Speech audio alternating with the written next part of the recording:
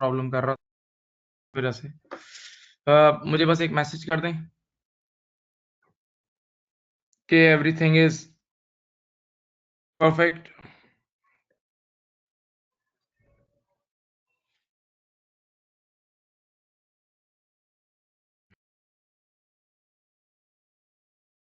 चलो सही है, बेहतरीन बेहतरीन।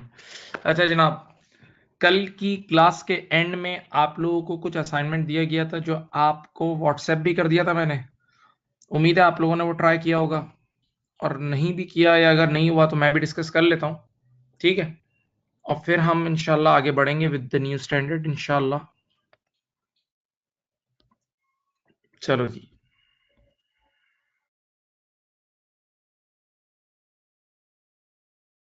ये लीजिए, ये कल कुछ क्वेश्चंस आप लोग को दिए थे। IS 16 property plan and equipment जनाब आपके सामने मौजूद है, आपके सामने मौजूद है, तवज्जो फरमाइएगा प्लीज। ये उससे रिलेटेड है, याद है इनिशियल रिकग्निशन पे क्या कैपिटलाइज करना है, क्या नहीं करना, क्या कैपिटलाइज करना है और क्या नहीं करना, ठीक है।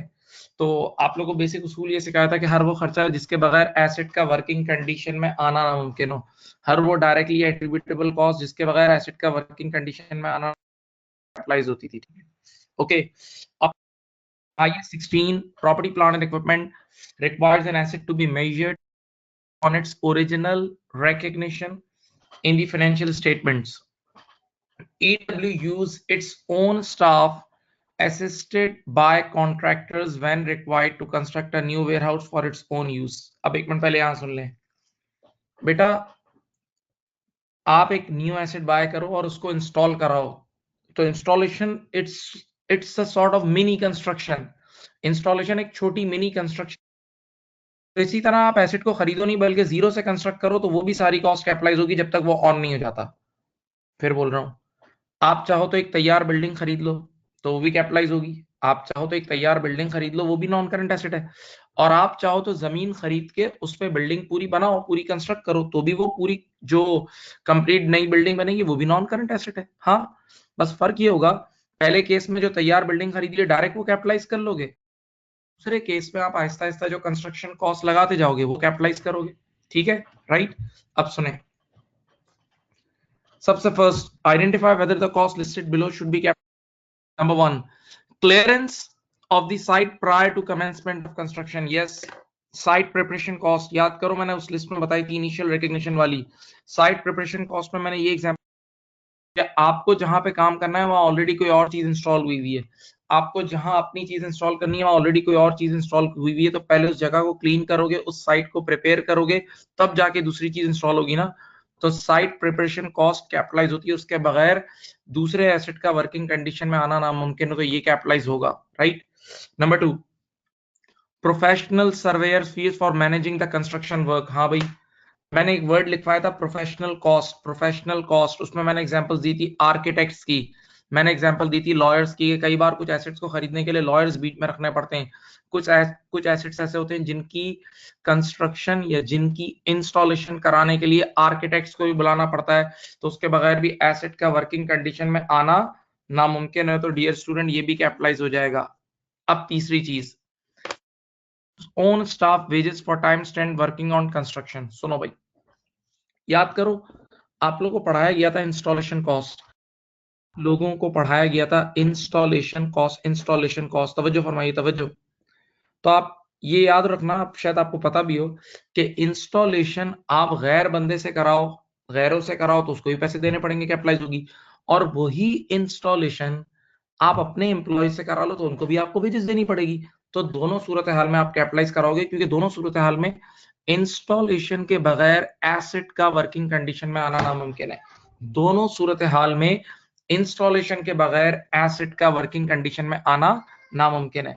और मैंने आपको पहले ही बोल दिया, जब ये कंस्ट्रक्शन कर रहे हैं तो construction is like installation, construction is like installation, तो ये भी कैपिटलाइज हो जाएगा, ठीक है। अब आखिरी चीज पढ़ें, a proportion of EW's administration cost, administrative overheads कभी भी कैपिटलाइज नहीं होते, वो डायरेक्टली एट्रीब्यूटेबल कॉस्ट नहीं है। Administrative cost directly attributable cost नहीं है, तो वो कभी भी कैपिटलाइज नहीं होगी, वो इमीडिएटली एक्सपेंस आउट हो जाएगी, वो इमीडिएटली एक्सपेंस आउट हो जाएगी। तो करेक्ट आंसर ये है, फर्स्ट 3 में कैपिटलाइज होगा, फर्स्ट होगा, लेकिन लास्ट में कैपिटलाइज नहीं होगा, इमीडिएटली एक्सपेंस आउट हो जाएगा। ठीक है, डन। अब नंबर 2, क्वेश्चन नंबर 2। अच्छा बेटा, जिन बच्चों ने आईए साथ साथ पढ़ा है, कुछ ऐसे भी हैं जिन्होंने साथ साथ अभी अभी अभी ज्वाइन किया है, तो जिन हजरात ने साथ साथ पढ़ा है तो पक्का मैंने एक क्लास डिस्कस की थी, ऑलमोस्ट पूरी क्लास, कंपलसरी डिस्पोजल कॉस्ट, जिसमें मैंने प्रेजेंट वैल्यू निकालना सिखाया था, जिसमें मैंने आपको कंपाउंड इंटरेस्ट, सिंपल इंटरेस्ट, एक एक बात हिज्जे कर करके बताई थी, अगर याद हो। ये उसी से रिलेटेड सवाल आया क्वेश्चन नंबर 2। हाँ, चलो मैं इसमें याद दहानी भी कराऊंगा और एक ये सवाल सॉल्व भी कर देता हूं, ताकि पूरी चीज रिकॉल हो जाए, ताकि कंप्लीट कॉन्सेप्ट प्यारे बच्चों रिकॉल हो जाए। चलो, on 1st July X4, experimenter opened a chemical processing plant. Okay, the plant for 5 years, 5 सालों के लिए लिया है, until 30 जून X9। बहुत आराम से सोच लो, 1st जुलाई X4 को अगर गेम शुरू हो रही है तो 30 जून X9 पूरे 5 साल ही बनते हैं। 1st जुलाई X4 से लेके 30 जून करीब करीब पूरे 5 साल ही बनते हैं, 5 साल ही बनते हैं। ठीक है, when it would be decommissioning, याद है decommissioning liability, कॉस्ट, बल्कि मैं किस्सा ही सुनाता था कि आप जैसे ही काम करना शुरू करने लगे तो गवर्नमेंट ने बोला ये लो इस पे साइन करो, और लिखा हुआ था उस साइन पे, क्या लिखवाया था उन्होंने कि जो इस जगह को खराब करेगा वो एंड में सही करेगा, जो इसको खराब करेगा वो एंड में सही करेगा। और हम अगले ही मिनट पे पूरी जगह खराब करने वाले थे, हम अगले ही मिनट खराब करने वाले थे, तो डे 1 से ही ऑब्लिगेटिंग इवेंट अराइज हो गया, तो डे 1 से ही इसके कंप्लीट अमाउंट की लाइबिलिटी बुक होगी, कंप्लीट अमाउंट की लाइबिलिटी बुक, क्योंकि बस आपको एक चीज पढ़ाई थी मैंने कि F7 की दुनिया, F7 से लेके अब जो फाइनेंशियल रिपोर्टिंग आप पढ़ेंगे, F7 से लेके अब जो फाइनेंशियल रिपोर्टिंग आप वहां से लेके एंड तक, यानी कई, जब तक पढ़ोगे फाइनेंशियल रिपोर्टिंग, तो हर वो ऑब्लिगेशन, हर वो लाइबिलिटी जो 1 साल या उसके बाद पेएबल है, हर वो लाइबिलिटी जो 1 साल या उसके बाद पेएबल है, वो डिस्काउंट होती है, प्रेजेंट वैल्यू पे रिकॉर्ड होती है। सही है, तो आप इसको भी अभी डिस्काउंटिंग करेंगे, हम सब देख लेना। At 1st July export, the cost of decommissioning of the plant were estimated to be 4 million in 5 साल बाद कितनी लगेगी? 4 मिलियन। 5 साल बाद 4 मिलियन लगेगी। तो you need to discount, you need to calculate present value of this liability। अब present value निकालने के लिए मेरे प्यारे बच्चों, या तो इंटरेस्ट रेट गिवन होता है, प्रेजेंट वैल्यू निकालने के लिए या तो इंटरेस्ट रेट गिवन होता है या फिर डिस्काउंट फैक्टर गिवन होता है, दोनों में से कुछ गिवन होगा। इसने दोनों दिए हुए हैं। Experimenter considers that at a discount rate of 12% is appropriate for the present value, and the discount factor of 12% for 5 years is 0.567। Readymade discount factor दिया हुआ है, रेडीमेड डिस्काउंट फैक्टर दिया हुआ है। ये नीचे रिक्वायरमेंट है, रिक्वायरमेंट है। मैं सॉल्व करना शुरू करता हूं, आप देखें क्या होगा।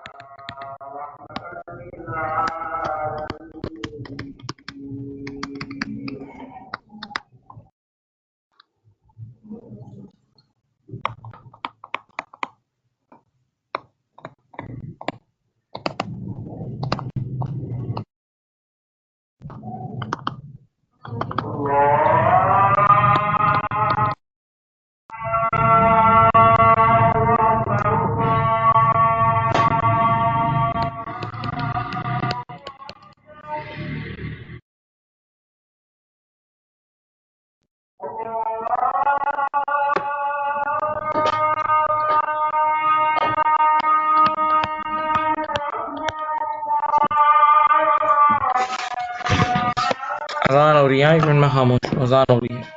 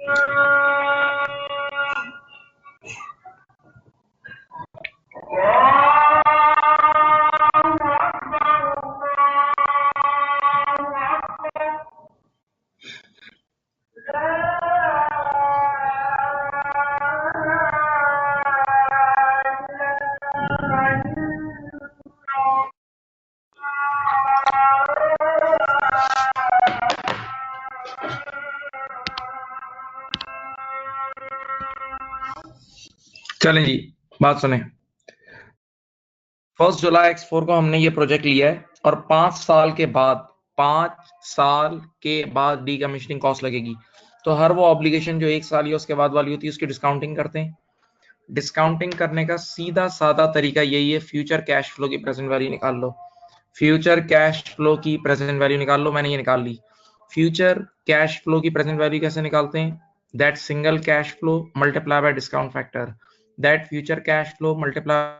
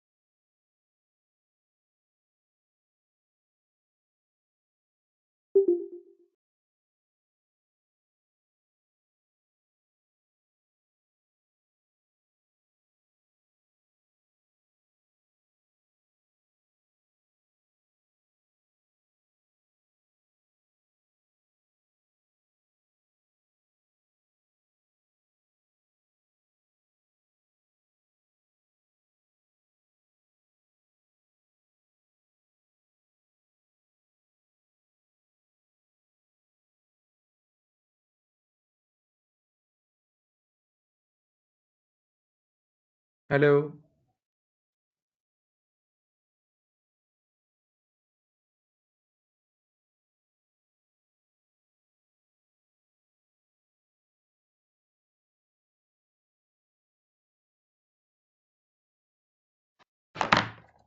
ठीक है,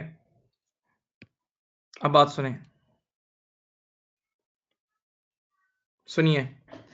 तो आपने सबसे पहले जो इसकी प्रेजेंट वैल्यू की एंट्री बनानी है वो बनेगी प्लांट एंड इक्विपमेंट डेबिट यानी plant debit, non current asset debit और लायबिलिटी क्रेडिट। ये देखो आपने एंट्री बनाई प्लांट डेबिट 2.268 और लायबिलिटी क्रेडिट, याद है 68। ये सब आपने पहले पढ़ा हुआ है, मैं रिवाइज करा रहा हूं सिर्फ प्लीज।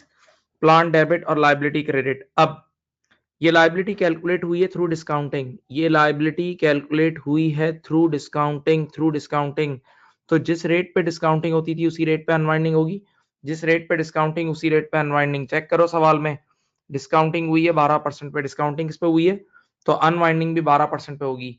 तो बताओ पहले साल जो आउटस्टैंडिंग लोन था वो 2.268 था, पहले साल का आउटस्टैंडिंग लोन 2.268 था। 2.268 का जरा 12% लेना, 2.268 का 12% लो, ये हो जाएगा 0.272। 0.2, ये देखें ये एंट्री बन जाएगी इंटरेस्ट एक्सपेंस डेबिट 0.272 और आपकी लायबिलिटी दोबारा क्रेडिट हो जाएगी 0.272। इंटरेस्ट और liability credit, interest expense debit और लायबिलिटी क्रेडिट, सही। अब याद करो तुमने ऐसे पढ़ा था, डे वन पे तुम्हारी लायबिलिटी थी 2.268 और ये कितने से बढ़ी, 0.272 से बढ़ गई। 2.268 थी और ये 0.272 से बढ़ गई, ऐड कर लूं, ये हो जाएगी 2.54। ईयर एंड पर लायबिलिटी हो जाएगी 2.54। वैसे उसने मांगी नहीं है, ईयर एंड की लायबिलिटी उसने मांगी नहीं है, लेकिन स्टिल हमने ये बात उसको समझा दी कि इस तरह होगी ईयर एंड की लायबिलिटी, ठीक है। तो आपने जिस रेट पे डिस्काउंटिंग की थी उसी रेट पे अनवाइंडिंग करके अनवाइंडिंग की एंट्री बना दी। एक और काम भी आपको करना होता था, याद है, ये प्लांट जो है ये डेप्रिशिएट भी होगा, ये प्लांट जिसकी लाइफ सिर्फ 5 साल है, ये प्लांट जिसकी लाइफ में डेप्रिशिएट भी होगा। तो अब देखें इसकी डेप्रिसिएशन भी निकाल लेते हैं। यहाँ देखें आपने लिखा डेप्रिसिएशन प्लांट, देखें बेटा गौर से, ये हो जाएगा 2.268 divide by 5 years, divide by 5 years, 2.268 divide by 5 years, 0.45। Okay. अब उन्होंने क्या रिक्वायरमेंट मांगी है, देखें पढ़ें रिक्वायरमेंट, ये डेप्रिसिएशन आ गई। अब रिक्वायरमेंट दिल खोल के पढ़ें, आराम से पढ़ें। कह रहा है what is the total charge to the profit and loss. Profit and loss means income statement में क्या क्या जाएगा, इनकम स्टेटमेंट में क्या क्या जाएगा, सोचो। In respect of the decommissioning for the year ended 30 June X5, ये पहले साल के पीएनएल में क्या जाएगा, पहले साल के पीएनएल में क्या जाएगा बता दूं। दो ही चीजें जाती हैं जब हमने पढ़ा था, एक इंटरेस्ट एक्सपेंस और एक डेप्रिसिएशन एक्सपेंस। इस केस में एक इंटरेस्ट जाता है और एक डेप्रिसिएशन जाता है, सही है। ये देखो, तो अगर मैं इधर पीएनएल का बॉक्स बनाऊं, मैं प्रॉफिट एंड लॉस का बॉक्स बनाऊं, तो इंटरेस्ट एक्सपेंस कितना जाएगा 0.272, हाँ भाई, और ये कितना जाएगा डेप्रिसिएशन एक्सपेंस 0.4536, दोनों को जमा कर लो, 0.272 और 0.4536 को जमा कर लो, एडअप करो, 0.7256, ये आ गया 0.7256 is your answer, point is your answer, है कोई आंसर, ये रहा 72576, ये है इसका आंसर, ठीक है। मैंने इसको डायरेक्ट मिलियन में सॉल्व कर दिया, उसने नॉर्मल नंबर्स में सॉल्व किया है, मिलियंस में सॉल्व कर दिया, उसने नॉर्मल नंबर्स में सॉल्व किया। ये रहा सवाल, देख लो, ये रहा सवाल, ये रहा सवाल। उसने बैलेंस शीट एक्सट्रैक्ट नहीं मांगा था, इसीलिए उसमें पढ़ने की जरूरत नहीं है, सिर्फ इनकम स्टेटमेंट की चीजें मांगी थी। याद है जब भी आपने पढ़ा था ये, तो इस टॉपिक में इनकम स्टेटमेंट में एक तो डेप्रिसिएशन जाती थी एसेट की, और एक इनकम स्टेटमेंट में जाती थी अनवाइंडिंग ऑफ डिस्काउंट की एंट्री, यानी इंटरेस्ट वाली एंट्री, ठीक है, देख लो।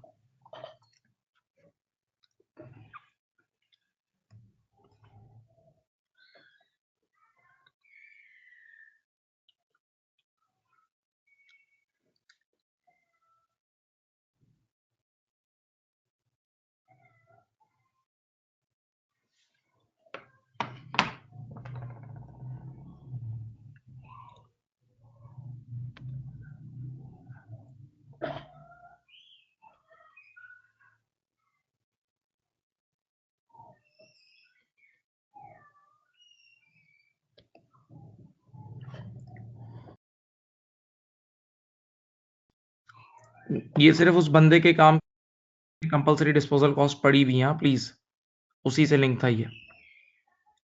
अब नेक्स्ट है जो हम वो टॉपिक से रिलेटेड है जो हमने अभी लास्ट 1-2 क्लासेस में पढ़ा है, रिवैल्यूएशन। रिवैल्यूएशन से रिलेटेड ये लिंक टॉपिक है, रिवैल्यूएशन से रिलेटेड लिंक टॉपिक है।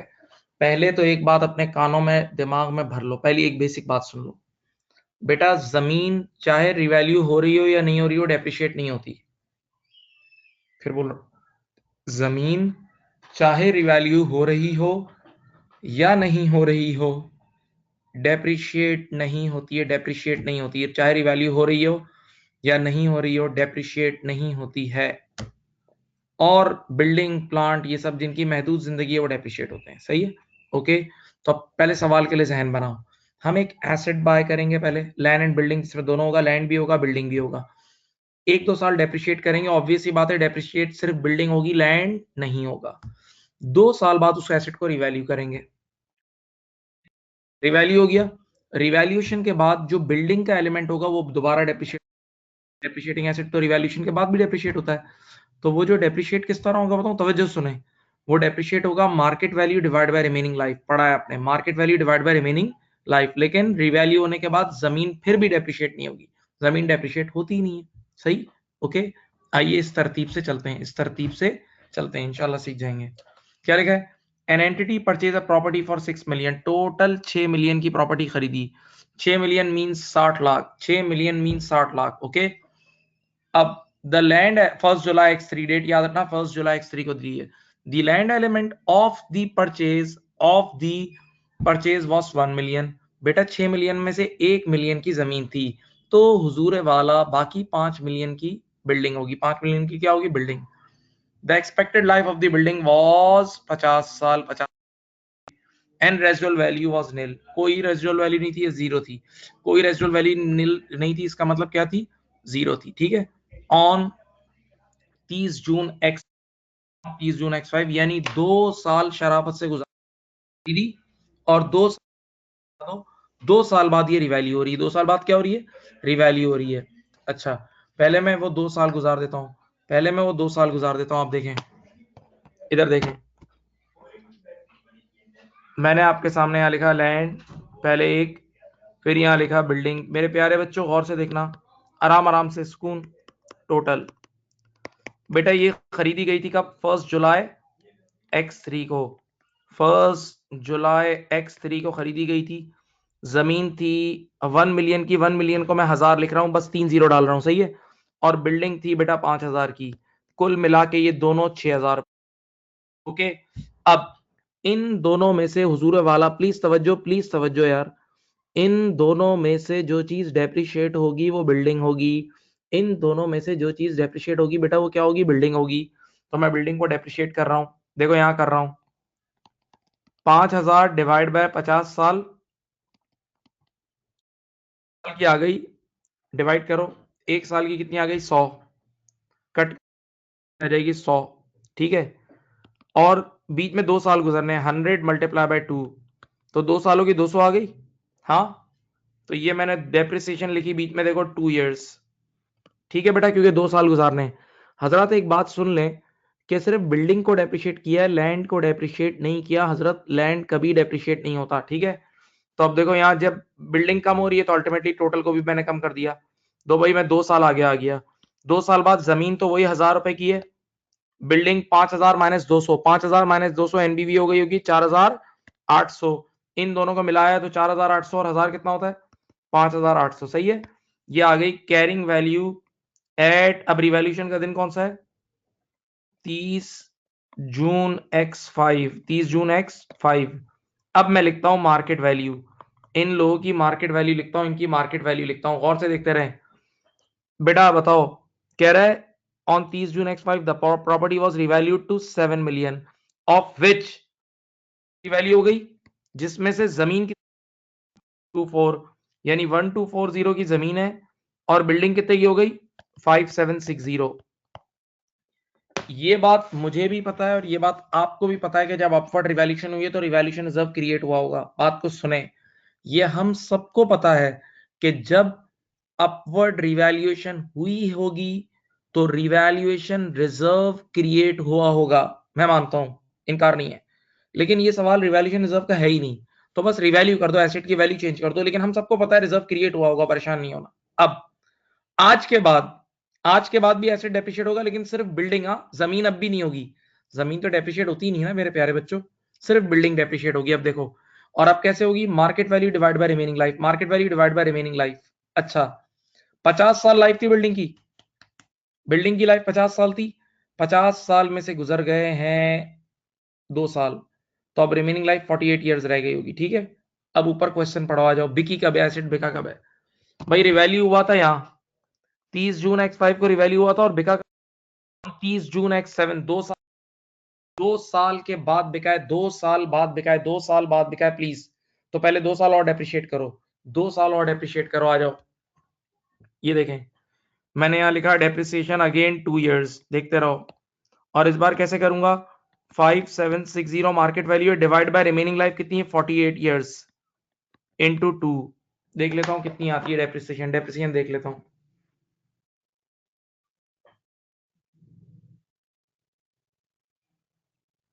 120 एक साल किया इंटू 2, 240, 240। ठीक है, अब बताओ, अगर मैं नई वैल्यूज निकालूं तो ये तो 1240 ही आएगी, ये हो जाएगी 5760 माइनस 240, 5520, और ये हो जाएगा 7000 माइनस 240, 7000 माइनस 240, दिस 6760। ठीक है, ये आ गया डेट ऑफ डिस्पोजल। बेटा रुके, अब डेट ऑफ डिस्पोजल वाले दिन अब टोटल एसेट एक साथ गिना जाएगा, डेट ऑफ डिस्पोजल वाले दिन टोटल एसेट एक साथ गिना जाएगा। और ये देख लें, ये रही इसकी एनबीवी, बिकने वाले दिन एसेट की एनबीवी ये रही, बिकने वाले दिन एसेट की एनबीवी 6760 है। और अब देखते हैं कितने का बिका, आंखें खोल लो। ये बिका है 6.8 मिलियन में, 6.8 मिलियन का मतलब होता है 6800, अपनी जबान में 6800। तो भाई एनबीवी को बस सिंपल याद दिलाऊं, एनबीवी को कैश प्रोसीड से कंपेयर करोगे, इधर एनबीवी से महंगा बिका तो गेन, एनबीवी से सस्ता बिका तो लॉस, एनबीवी से महंगा बिका तो गेन, एनबीवी से सस्ता बिका तो लॉस। इधर देखो, आपने यहां लिखा ये एनबीवी है, यहां लिखा cash proceed, cash proceed I 6800, 6800 हुजूर वाला, मेरे ख्याल से गेन आ गया, ये आ गया गेन ऑन डिस्पोजल 40 का, गेन ऑन डिस्पोजल 40 का आया, गेन ऑन डिस्पोजल 40 का आया, ये पीएनएल में चले जाएगा। मतलब यहाँ 40,000 है, क्योंकि मैं पूरा सवाल बगैर 3 जीरो के खेल रहा था, मैं पूरा सवाल जीरो के खेल रहा था। तो भाई ये रहा आंसर आपका ए, आंसर इज ए, ये रहा आंसर ए, इसका आंसर है। देख लो भाई आपके सामने, आप हजरात के सामने है।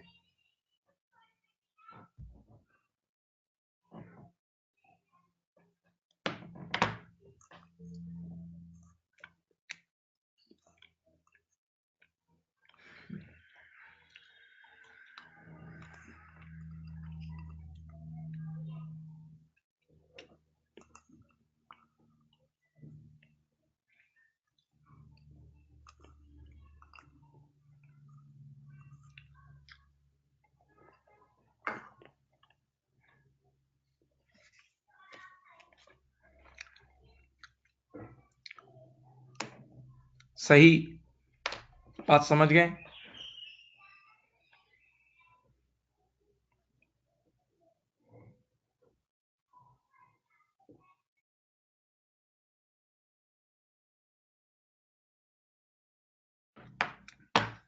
अब नेक्स्ट क्वेश्चन, दोनों थ्योरी के सवाल हैं, देख लें।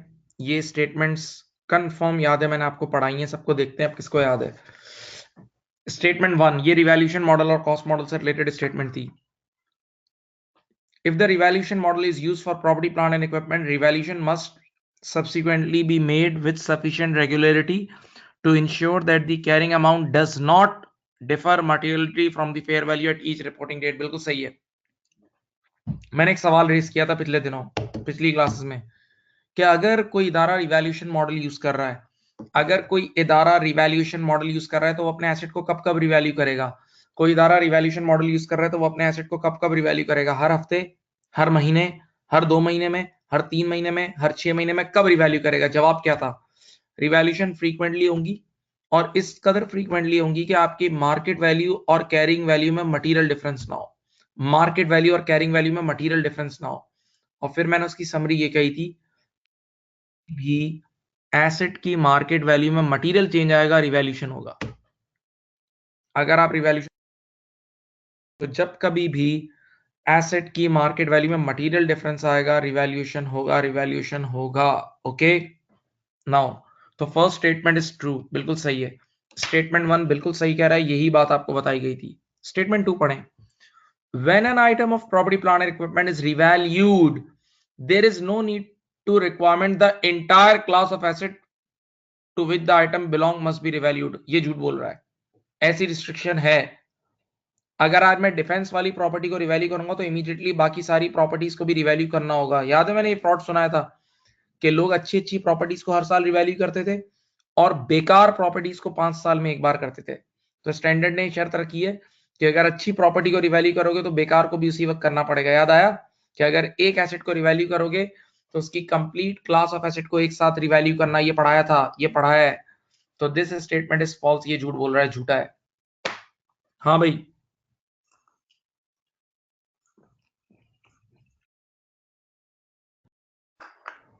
Next question number 9। Which two of the following items should be capitalized? Which two of the following items should be capitalized within the initial carrying amount of the item of an item of plant of an item of plant? याद है initially जो cost of the asset के packet में क्या क्या आएगा? Initial cost of the asset के packet में क्या क्या आएगा? चलो स्टार्ट करते हैं। Cost of transporting the plant to the factory, बिल्कुल बेटा। ट्रांसपोर्टेशन कॉस्ट, फ्रेट चार्जेस, याद है? फ्रेट चार्जेस के बगैर एसेट आप तक आ ही नहीं सकता। फ्रेट चार्जेस के बगैर एसेट आप तक आएगा ही नहीं, तो ऑन कैसे होगा? तो डेफिनेटली ये कैपिटलाइज होगा, पढ़ा है तुमने। Cost of installation a new power supply required to operate, हाँ इंस्टॉलेशन कॉस्ट बिल्कुल कैपिटलाइज होती है वरना ऑन ही नहीं हो सकेगा। इंस्टॉलेशन कॉस्ट बिल्कुल कैपिटलाइज होती है वरना एसेट ऑन ही नहीं हो सकेगा। ये दोनों ही आंसर है, बाकी 3 डिस्कस कर लेता हूं। A deduction to reflect the estimated realisable value, भाई रियलाइजेबल वैल्यू या स्क्रैप वैल्यू वो कैपिटलाइज नहीं होती, वो तो लेस होती है भाई। वो तो निकालते हैं तो टोटली कैपिटलाइज करते हैं ना। स्क्रैप वैल्यू तो लेस होती है। स्क्रैप वैल्यू तो लेस होती है किस वक्त? जब हम डेप्रिसिएशन निकाल रहे होते हैं, तो वो कैपिटलाइज थोड़ी होती है। तो ये आंसर नहीं है। Cost of 3 year maintenance contract, नहीं। आप लोगों को एक सवाल भी कराया था इस पे, एक पास्ट पेपर का, डेयरिंग कराया था। उसमें याद है कि अगर आप अभी खड़े खड़े 3 साल का मेंटेनेंस कॉन्ट्रैक्ट ले लें, आप अभी खड़े खड़े 3 साल का क्या ले लें? मेंटेनेंस कॉन्ट्रैक्ट ले लें, तो वो बस एक प्री पेमेंट है और आप उसको हर साल स्प्रेड आउट करके एक्सपेंस बुक करेंगे।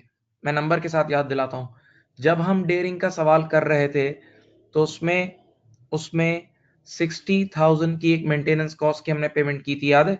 तो उसको फिर आपने 3 सालों पे स्प्रेड किया था बच्चों। हाँ, तो ये कोई कैपिटल एक्सपेंडिचर नहीं है। Cost of 3 week training cost, और कभी भी नहीं। स्टाफ ट्रेनिंग कॉस्ट कैपिटलाइज नहीं हो सकती। स्टाफ ट्रेनिंग कॉस्ट भी कैपिटलाइज नहीं हो सकती क्योंकि स्टाफ से मिलने वाला इकोनॉमिक बेनिफिट नहीं है। स्टाफ से मिलने वाला इकोनॉमिक गोल में नहीं है। तो A and B is your answer. A and B is your answer, सही।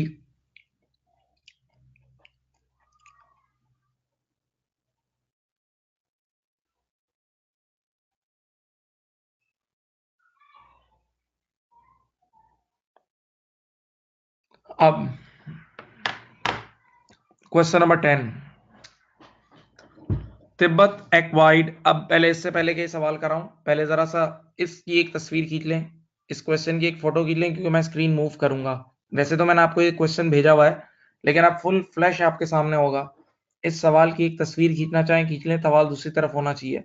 वैसे तो अब आपने किट, ये एग्जाम किट के सवाल आप लोगों को उसूलन अब एग्जाम किट भी लेके अपने सामने रखनी चाहिए, लेकिन चलो अगर ऐसा इश्यू है तो इसकी एक पिक्चर ले लें, ठीक है? चलें। सर ये किस चीज का सवाल है? प्यारे बच्चों, आप लोगों को याद है आपने एक चीज पढ़ी थी, कॉम्प्लेक्स एसिड। कॉम्प्लेक्स एसिड एक ऐसा एसिड होता था जिसके डिफरेंट कंपोनेंट्स की डिफरेंट यूजफुल लाइफ होती थी।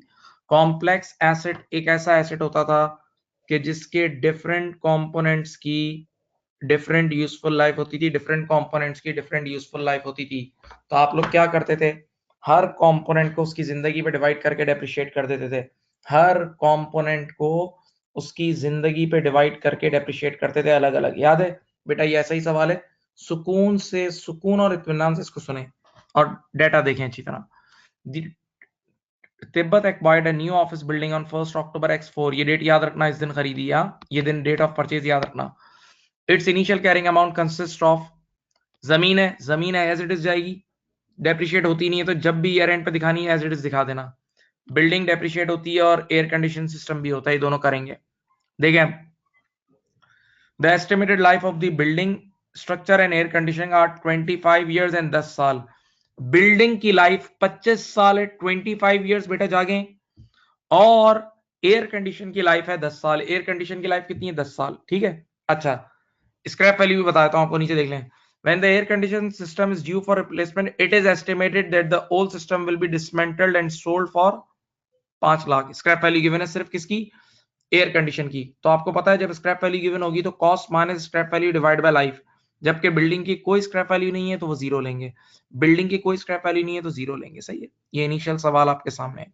अब जरा ईयर पढ़ें।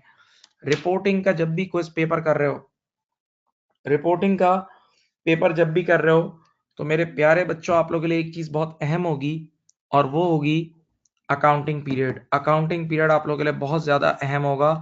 अकाउंटिंग पीरियड आप लोगों के लिए बहुत बहुत ज्यादा अहम होगा। अकाउंटिंग पीरियड आप लोगों के लिए बहुत ज्यादा इंपॉर्टेंट होगा, बहुत ज्यादा इंपॉर्टेंट होगा। सही है, ओके चलो। What amount of office building to be shown in Tibbets statement of financial position as at, ये आ गया 31 मार्च X5। यानी हमारा अकाउंटिंग पीरियड मार्च X5 में एंड हो रहा है, मार्च X5 में। तो आज से एक साल पहले 1 अप्रैल X4 को स्टार्ट हुआ होगा। अकाउंटिंग पीरियड मार्च X5 में एंड हो रहा है तो 1 अप्रैल X4 को स्टार्ट हुआ होगा। और हमारा हमने बाय कब किया, देखो एसेट बाय कब किया, इधर देखो एसेट बाय किया 1 अक्टूबर X4 को, मिड ऑफ द ईयर में, मिड ऑफ द ईयर में देख लो। चलो अब मैं आपके सामने आपको समझाता हूं पूरी स्केचिंग करके। आ जाओ इधर बेटा जी, ये रहा आपका accounting period 1 April X4 to 31 March X5, यही है। हाँ, 1 April X4 to 31 March X5। लेकिन आपने एसेट कब बाय किया, यहां किया है देखो 1 अक्टूबर X4 को किया है, पक्का। अब जरा जागना है बेटा, आपके पास है क्वेश्चन, मैंने आपको पहले ही बोला था पिक्चर ले लेना। चलो, आपने जो जमीन खरीदी थी 2000 की, पक्की बात है ईयर एंड पर भी 2000 की रिकॉर्ड होगी। जमीन डेप्रिशिएट नहीं होती है, जमीन डेप्रिशिएट नहीं होती है। ओके, अब अगला नंबर आया बिल्डिंग का, अगला नंबर आया बिल्डिंग का, देखते रहना। अगला नंबर आया बिल्डिंग, देखते रहो। बिल्डिंग तुमने कितने की ली थी, बिल्डिंग ली थी आपने 10,000 की।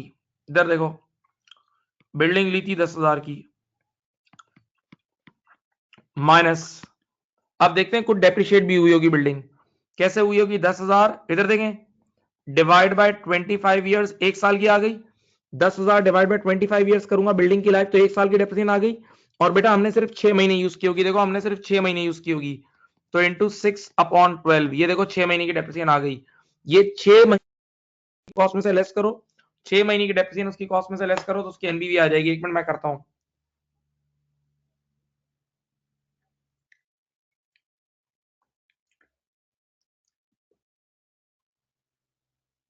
दो सौ, 10,000 में से 200 लेस करो, 9,800, ये लो बेटा बिल्डिंग की एनबीवी 9,800। बिल्डिंग की एनबीवी कितनी आ गई, 9,000। आखिरी चीज है एयर कंडीशन, सुनो, ये कितने का लिया था देख लो, ये लिया था 4,000 का। हाँ, ये लिया था 4,000 का। अब देखो इसकी डेप्रिसिएशन निकालता हूं, देखें इधर कॉस्ट, इसकी स्क्रैप वैल्यू भी गिवन थी, इसकी स्क्रैप वैल्यू 500 गिवन थी, याद है। Cost minus scrap value divide by life कितनी थी इसकी, 10 साल। ये देखो cost minus scrap value divide by life है, ये पूरी एक साल की डेप्रिसिएशन आ गई। Cost minus scrap value divide by life पूरी एक साल की आ गई, इंटू 6/12। चलो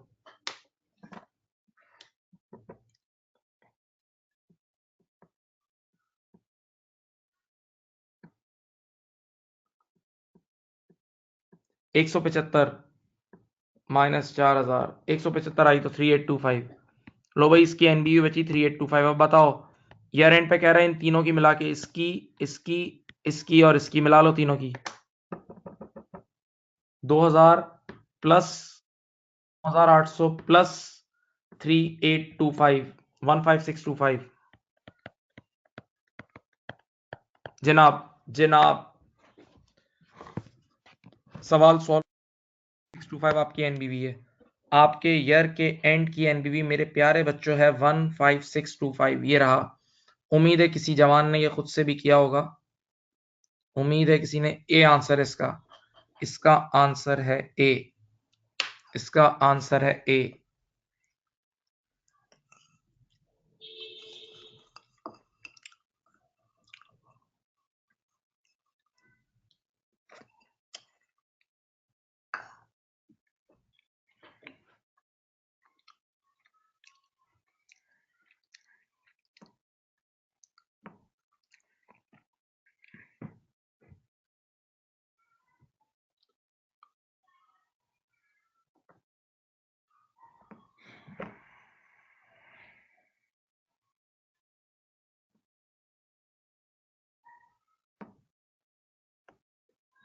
चलो भाई समझ गए।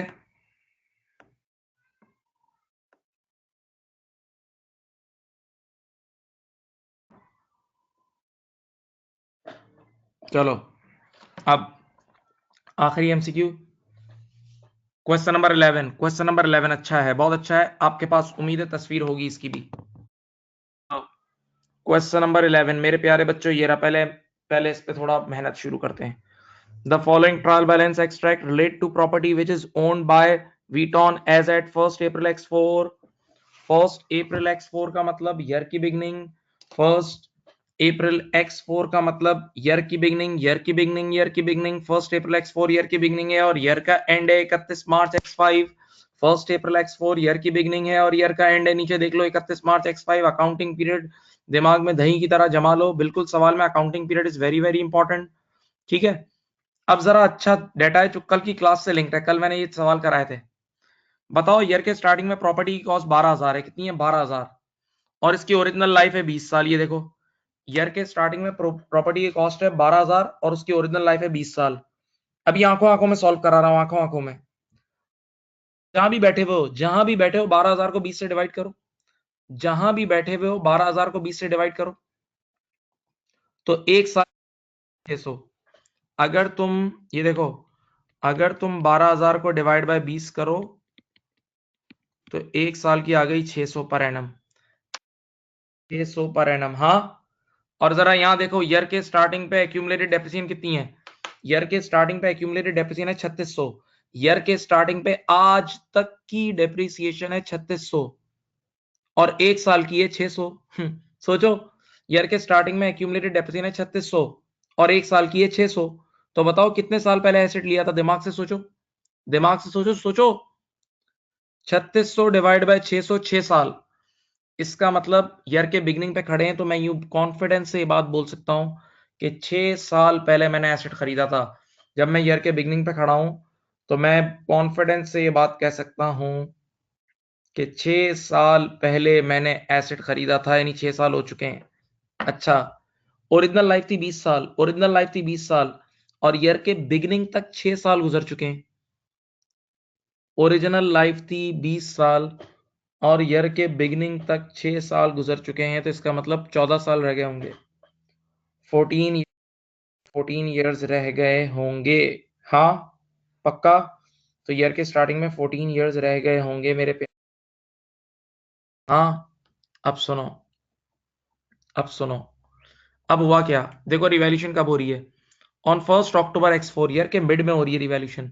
On 1st October X4 the following a sustained increase in property price, Vuitton revalued its property to 10.8 million। Year के मिड में इन्होंने रिवैल्यू करके 10.8 पे ले आए। ईयर के मिड में रिवैल्यू करके 10.8 पे ले आए। ईयर के मिड में ये केस याद है, पढ़ाया था। अगर कभी ईयर के मिड में रिवैल्यूएशन हो रही है तो आधा साल ओल्ड स्टाइल में चलेंगे और आधा साल न्यू स्टाइल में। आधा साल, पहला आधा साल ओल्ड स्टाइल में डेप्रिशिएट करेंगे और remaining half year new style में। ठीक है। मैं सॉल्व करा रहा हूं, उसकी पिक्चर लेनी है तो ले लो ताकि सवाल आपके सामने रहे। सॉल्व करा रहा हूं मैं। देखो आ जाओ इधर इधर इधर, बहुत सुकून से चलना। ये रहा तुम्हारा अकाउंटिंग पीरियड। ये देखो 1 April x4 to 31 March x5। Year के स्टार्टिंग में कॉस्ट थी मेरे ख्याल से 12,000, एक्यूमुलेटेड डेप्रिसिएशन थी 36। ठीक है, सुनो, तुम रिवैल्यूएशन ईयर के मिड में हो रही है ना, 1 अक्टूबर x4 को हो रही है ना बेटा, इधर देखो। तो इसका मतलब जो पहले आधे साल की डेप्रिसिएशन होगी ओल्ड स्टाइल में होगी, पहले आधे साल की डेप्रिसिएशन ओल्ड स्टाइल में होगी। और ओल्ड स्टाइल में कान लगाओ, कान लगाओ, ओल्ड स्टाइल में 1 साल की 600 थी। ओल्ड स्टाइल में ऊपर ही पड़ा है, अभी देखो सवाल को देखो, एक साल की 600 थी, तो ओल्ड स्टाइल में आधे साल की डेप्रिसिएशन 300 होगी। ओल्ड स्टाइल में आधे साल की डेप्रिसिएशन। हाँ चलो, अब मैं पूरी कहानी को ईयर के मिड में लेके जाता हूं। कॉस्ट अभी भी 12,000, एक्यूमुलेटेड डेप्रिसिएशन ईयर के मिड में चेंज हो गई होगी। अब ऑलरेडी 3600 थी, 3600 में 300 मिलाओ। ऑलरेडी ईयर के बिगनिंग पे 3600 थी, 3600 में 300 मिलाओ, कितना आ गया? 3900। यहां देखें तो एनबीवी मेरे ख्याल से होगी 12,000 में से 3900 निकालो तो 8100। ओके, और अब आप मुझे बताएं ईयर के मिड में 10,800, मार्केट वैल्यू हो गई 10,800। ये मुझे भी पता है कि मैं अपवर्ड रिवैल्यू हूं तो कुछ ना कुछ रिवैल्यूड बाय होगा, लेकिन मांगा नहीं है उसने। बस ये कि ईयर के मिड में एसिड 10,800 का हो गया है। बस ये बात तय है कि ईयर के मिड में एसिड 10,800 का हो गया है। अब मेरी बात सुनो, एक बार एसिड रिवैल्यू होता है तो आज के बाद अपडेटेड अमाउंट यानी मार्केट वैल्यू से डेप्रिशिएट होता है। एक बार एसिड रिवैल्यू होता है तो मार्केट वैल्यू से डेप्रिशिएट होता है।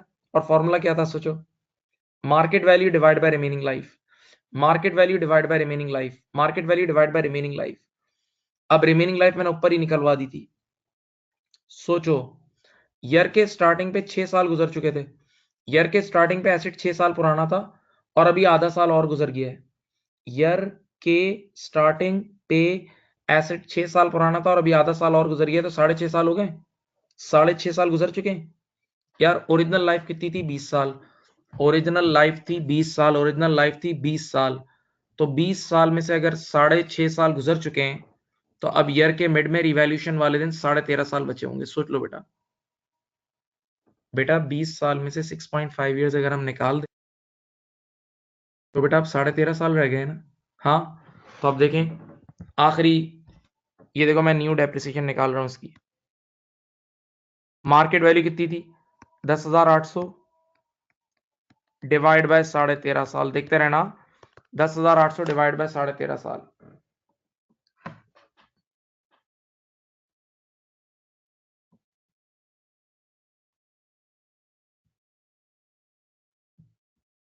आठ सौ, ये आ गई 800। देखो अब एक बात, आवाज सुनो, जब डिनोमिनेटर में ईयर्स लिखें, जब डिनोमिनेटर में ईयर्स लिखें तो आंसर पर एनम आएगा। जब डिनोमिनेटर में ईयर्स लिखें तो आंसर पर एनम आएगा। अब बताओ, हमें तो सिर्फ 6 महीने की चाहिए ना अगले, इंटू 6/12, तो ये आ जाएगी 400, इंटू 6/12 करोगे ये आ जाएगी 400। तो अब ये डेप्रिसिएशन यहाँ आई 400। ओके, अब देखो एग्जामिनर ने मांग बिल्कुल भी नहीं सॉल्व करनी, फजूल चीजें बिल्कुल भी सॉल्व नहीं करनी, फजूल चीजें बिल्कुल भी सॉल्व नहीं करनी। एग्जामिनर ने मांगी है इस पूरे साल की डेप्रिसिएशन, एग्जामिनर ने तुमसे मांगी है पूरे साल की पूरे साल की डेप्रिसिएशन, तो आंखें खोल के देख लो। 6 महीने की 300 है और आखिरी 6 महीने की 400 है। फर्स्ट और आखिरी 6 महीने कितनी है? 400। तो 3 + 4 700 is the answer. 300 + 400 equals 700। 300 + 400 equals 700। मेरे प्यारे बच्चों, ये हो गया आपका सवाल। Your question done. देख लो,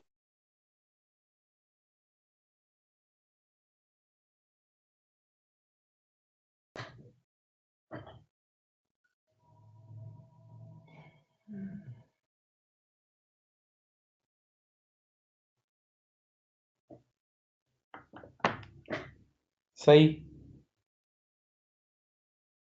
हाँ भाई, बात समझ गए? किसी ने किया था? बताओ बेटा जरा।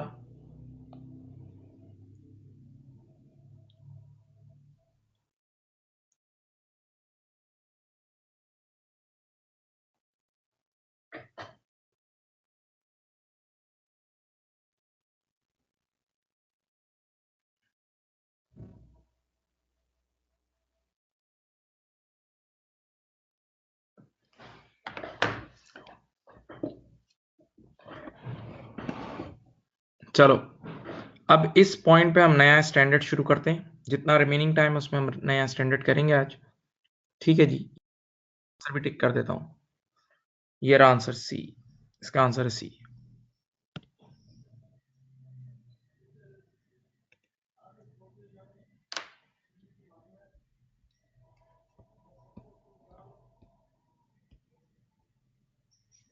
चलो जो स्टैंडर्ड अब हम स्टार्ट करते हैं, जो स्टैंडर्ड अब हम स्टार्ट करने जा रहे हैं उसका नाम है IS30। जो स्टैंडर्ड अब हम स्टार्ट करने जा रहे हैं उसका नाम है IAS36। ओके,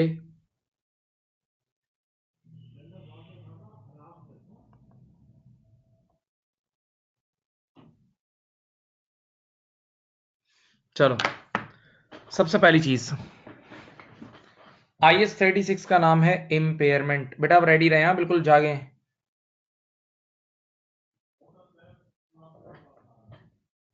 IS36 का नाम है इम्पेयरमेंट। IS36 का नाम है इम्पेयरमेंट।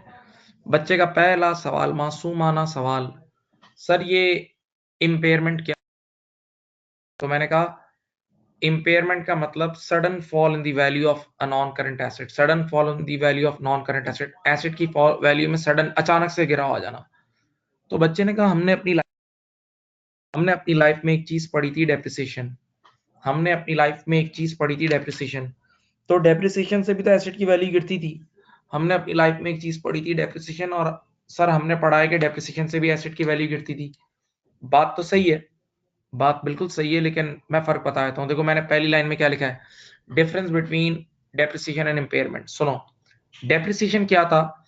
डेप्रिसिएशन था systematic allocation of cost of an asset over it's useful life.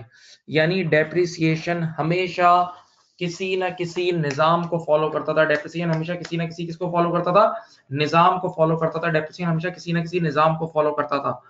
यानी अगर आपने एक एसेट बाय किया और आप उसको बहुत स्लो स्लो यूज करोगे तो कई सालों पे डेप्रिशिएट होगा।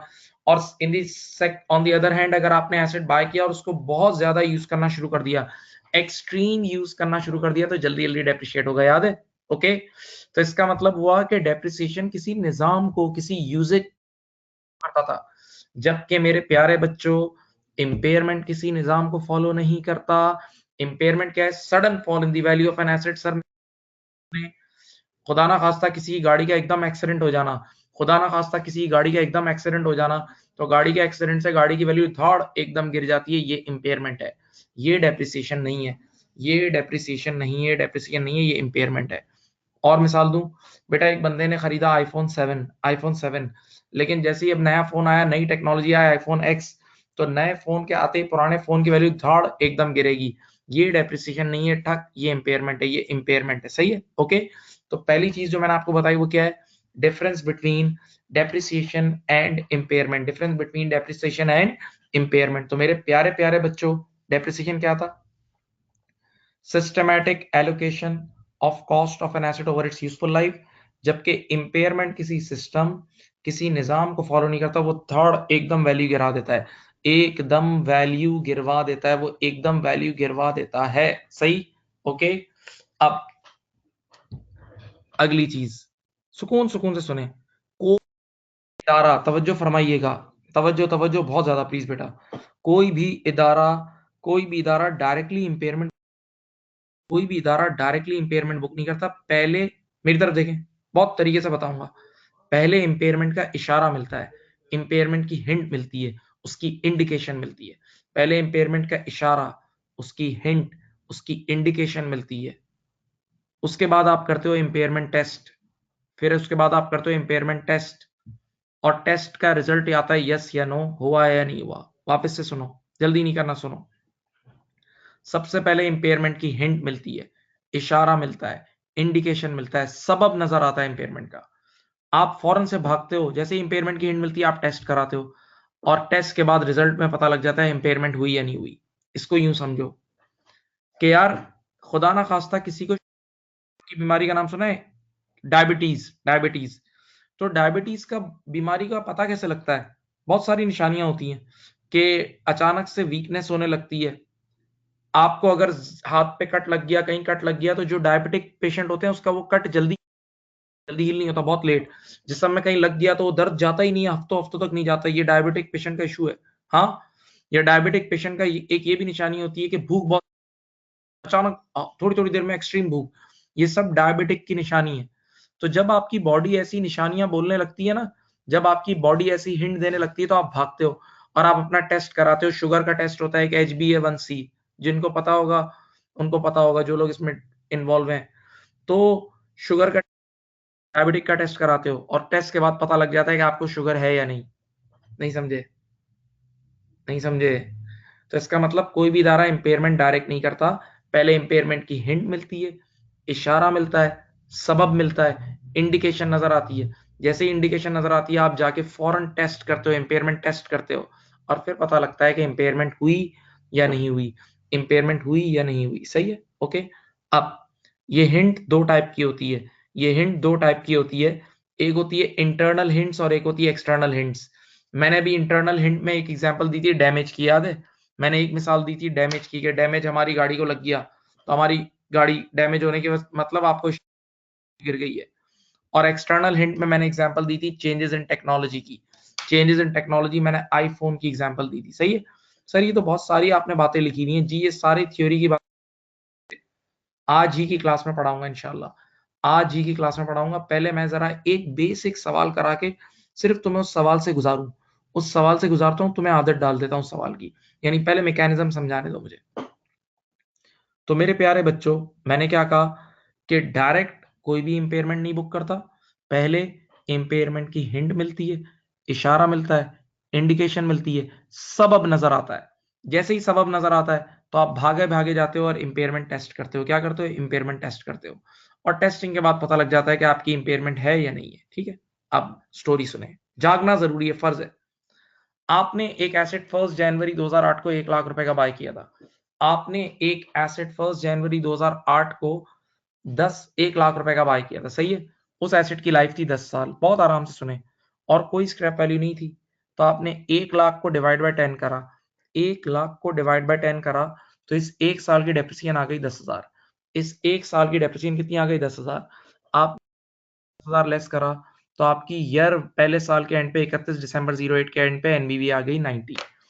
31 दिसंबर 08 के एंड पे एनबीवी कितनी आ गई? 90। अब प्लीज जान, 31 दिसंबर 2008 की सुबह आपको हिंट मिली, इंडिकेशन मिली कि कोई एक्सीडेंट हुआ है उस एसेट का, उस एसेट का कोई एक्सीडेंट हुआ है। तो हिंट का मतलब, एक्सीडेंट का मतलब एक हिंट है ना कि शायद वैल्यू गिर गई है, शायद वैल्यू गिर गई है। तो अब आप फौरन से जाओगे, प्लीज गौर से, प्लीज गौर से, प्लीज, आप फौरन से जाओगे और उस एसेट के सामने खड़े हो जाओगे, उस एसेट के सामने खड़े हो जाओगे और इंपेयरमेंट टेस्टिंग करोगे। क्या करोगे? इंपेयरमेंट टेस्टिंग करोगे। सर इंपेयरमेंट टेस्टिंग कैसे होती है? बहुत सुकून। आप उस एसेट का ये कैलकुलेट करोगे जो बोर्ड पे लिखा हुआ है, देखो बोर्ड पे देखो। आप उस एसेट का रिकवरेबल अमाउंट कैलकुलेट करोगे। आप उस एसेट का उसी वक्त रिकवरेबल अमाउंट, रिपीट, कभी भी इंपेयरमेंट टेस्टिंग करना हो तो उस एसेट के पास जाके खड़े हो जाना और उसका रिकवरेबल अमाउंट कैलकुलेट करना। बच्चे ने कहा हम लोग बहुत छोटे हैं, प्लीज इसका कोई आसान मतलब बता दें, रिकवरेबल अमाउंट का कोई आसान सा मतलब बता दें। मैंने कहा बता देता हूं, सुनो इधर देखें। रिकवरेबल अमाउंट का मतलब उस एसेट से मिलने वाला बड़े से बड़ा फायदा। रिकवरेबल अमाउंट का मतलब उस एसेट से मिलने वाला बड़े से बड़ा फायदा क्या होगा, उस एसेट से मिलने वाला बड़े से बड़ा फायदा, से बड़ा फायदा क्या होगा। सही है? तो बेटा नॉर्मल बताओ, किसी भी एसेट से आप दो फायदे उठा सकते हो। दो फायदे, पहला ये देखो, ये वाला fair value less cost to sell, कि अपने एसेट को अभी अभी बेच दूं, अभी अभी अपने एसेट को बेच दूं, तो जो मार्केट में फेयर वैल्यू चल रही होगी वो मिल जाएगी, लेस कॉस्ट टू सेल, जो कॉस्ट टू सेल लगेगी। तो पहला फायदा हमें क्या हो सकता है? Fair value less cost to sell. Assume करते हैं fair value less cost to sell आई 60,000 रुपए। Fair value less cost to sell कितनी आई? 60,000 रुपए। तो पहला फायदा तो ये उठाया जा सकता है। दूसरा फायदा, ये एक नया नाम है आपके लिए, घबराना नहीं, वैल्यू इन यूज। क्या नाम है? Value in use. Value in use का मतलब मैं उस एसेट को बेचता नहीं हूं, मैं उस एसेट को बेचता नहीं हूं, बल्कि उसकी रिमेनिंग लाइफ तक मैं उसको यूज करता रहता हूँ। तो जब मैं एसिड को यूज करूंगा तो वो फ्यूचर में मुझे कमा के देगा ना। जब मैं एसिड को यूज करूंगा तो वो फ्यूचर में मुझे कमा के देगा ना। तो वो फ्यूचर की जो भी कमाई होगी उसकी प्रेजेंट वैल्यू, वो फ्यूचर की जो भी कमाई होगी including the disposal cash flow, जब फ्यूचर में बिकेगा, फ्यूचर में स्क्रैप कोई कैश फ्लो आएगा, उन तमाम फ्यूचर कैश फ्लो की प्रेजेंट वैल्यू दूसरा फायदा है। उन तमाम फ्यूचर कैश फ्लो की प्रेजेंट वैल्यू दूसरा फायदा है। तो अज्यूम करते हैं वो मैं 75,000 कितनी आई, 75,000। अब मैं रिपीट कर रहा हूं अपनी बात को, कोई भी इदारा डायरेक्ट इंपेयरमेंट नहीं करता, कोई भी इदारा डायरेक्ट इंपेयरमेंट नहीं करता। पहले इंपेयरमेंट की हिंट मिलती है, इशारा मिलता है, इंडिकेशन मिलती है। जैसे ही हिंट, इशारा, इंडिकेशन मिलता है तो आप जाके इंपेयरमेंट का टेस्ट करते हो, आप जाके इंपेयरमेंट का टेस्ट करते हो, इंपेयरमेंट का टेस्ट करते हो। इंपेयरमेंट टेस्टिंग का मतलब आप उस एसेट के सामने जाके खड़े हो जाते हो और बस एक बात बोलते हो कि इस एसेट से बड़े से बड़ा फायदा क्या हो सकता है, इस एसिड से बड़े से बड़ा फायदा क्या हो सकता है। तो मेरे प्यारे बच्चों, एसिड से बस दो फायदे हो सकते हैं। एक, उसको उठा के अभी अभी बेच दो तो fair value less cost to sell मिल जाएगी। और दूसरा फायदा ये है कि उसे बेचो नहीं बल्कि उसको एंड तक यूज करते रहो तो फ्यूचर कैश फ्लोज मिलेंगे उसकी प्रेजेंट वैल्यू। ये जो फ्यूचर कैश फ्लोज यानी उस एसेट से मिलने वाले फ्यूचर कैश फ्लोज की प्रेजेंट वैल्यू होती है, उसको बोलते हैं वैल्यू इन यूज। क्या बोलते हैं बेटा, वैल्यू इन यूज। सही है। अब आंखें खुली करो, बड़ी करो आंखें। बताओ, एक फायदा 60,000 का, एक 75। हम बड़े से बड़े फायदे की तरफ, तो बड़े से बड़ा इन दोनों का हायर किया है 75,000। ये देख लो आया 75,000, रिकवरेबल अमाउंट कितना आया 75,000। सुनो हाँ, अब now the thing is very important. Please आप बताओ, इंपेयरमेंट टेस्टिंग किस दिन कर रहे हो? 31 दिसंबर 2008। पूरी फिल्म तुम्हारे सामने देख लो। हम 31 दिसंबर 2008 को कर रहे हैं। आवाज सुने, 31 दिसंबर 2008 को एसेट की एनबीवी, एनबीवी का मतलब कैरिंग वैल्यू 90,000 है। 31 दिसंबर 2008 को एसेट की कैरिंग वैल्यू यानी नेट बुक वैल्यू कितनी है, 90,000 है। हाँ, जबकि उस एसेट से मिलने वाला बड़े से बड़ा फायदा, पीक पीक, उस एसेट से मिलने वाला बड़े से बड़ा फायदा सिर्फ 75,000 है। यानी आप एड़ी चोटी का जोर भी लगा लो तो बस अब एसेट तुम्हें 75,000 का फायदा देगा। अब एसेट तुम्हें 75,000 का फायदा देगा। ईमानदारी से बताओ, तुम एसेट को 90 पे दिखा रहे हो जबकि उससे बड़े से बड़ा फायदा सिर्फ 75,000 का मिलेगा, तो तुम शेयर होल्डर का बेवकूफ नहीं बना रहे, तुम शेयर होल्डर का ज्यादती नहीं कर रहे। एसेट से फायदा सिर्फ 75 का होने का है, तुमने हर तरह चेक कर लिया और तुम दिखा रहे हो 90 पे, तो इसका मतलब ये एसेट हो चुका है और फौरन से तुम अब इसको 15,000 से इंपेयर करोगे। 15,000 से इंपेयरमेंट की एंट्री बनाओगे। देखो ये रही, पीएनएल डेबिट 15, पीएनएल डेबिट 15 और property plant and equipment credit 15,000। सही, पीएनएल डेबिट 15,000 और property plant and equipment credit 15,000। PNL debit 15,000 और property plant and equipment credit 15,000। सही है। तो अब याद रखना, आज के बाद फतवा जारी कर रहा हूं, फतवा दिया, कभी भी एसेट की कैरिंग वैल्यू यानी एनबीवी ज्यादा होगी, कभी भी एसेट की कैरिंग वैल्यू यानी एनबीवी ज्यादा होगी और उसका रिकवरेबल अमाउंट कम होगा तो एसेट की उसी वक्त इंपेयरमेंट फर्ज हो जाएगी। इंपेयरमेंट इज फर्ज, इंपेयरमेंट इज फर्ज। एक डायलॉग लिख लो, जहां भी बैठे हो एक डायलॉग लिखो, चलो लिखो एक डायलॉग। व्हेनेवर, लिखे बेटा, whenever carrying value is greater then recoverable amount, whenever carrying value is greater then recoverable amount, impairment is must. Whenever carrying value is greater than recoverable amount, impairment is must. जब भी carrying value ज्यादा होगा, recoverable amount कम होगा, impairment फर्ज है, impairment फर्ज है। पक्का? देख लो ये पहली मिसाल, ये पहली मिसाल तुम्हारे सामने सॉल्व की है।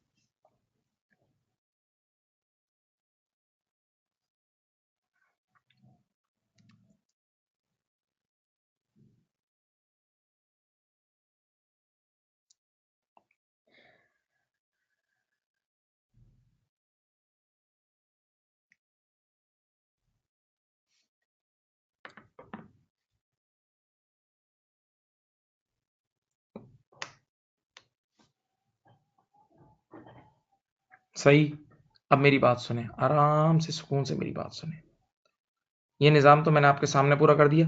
बच्चे का एक एक्स्ट्रा सवाल आ गया, वो भी सुन लो कि सर एक बार एक एसेट इंपेयर हो गया, एक बार एक एसेट क्या हो गया, इंपेयर हो गया, तो आज के बाद वो डेप्रिशिएट कैसे होगा? जैसे रिवैल्यूएशन में होता था, वैल्यू चेंज हो गई तो आज के बाद जो नई वैल्यू है कितनी, 75 पे आ गया।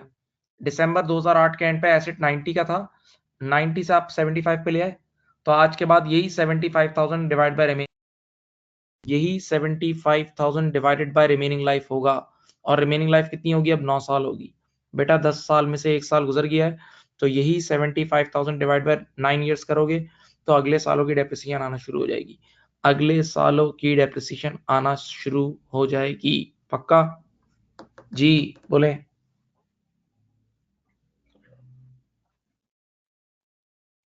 अब बच्चे ने कहा सर आपने ऊपर की कुछ थ्योरी की चीजें छोड़, आपने ऊपर की कुछ थ्योरी की चीजें छोड़ दी हैं, ऊपर की थ्योरी की चीजें छोड़ दी हैं।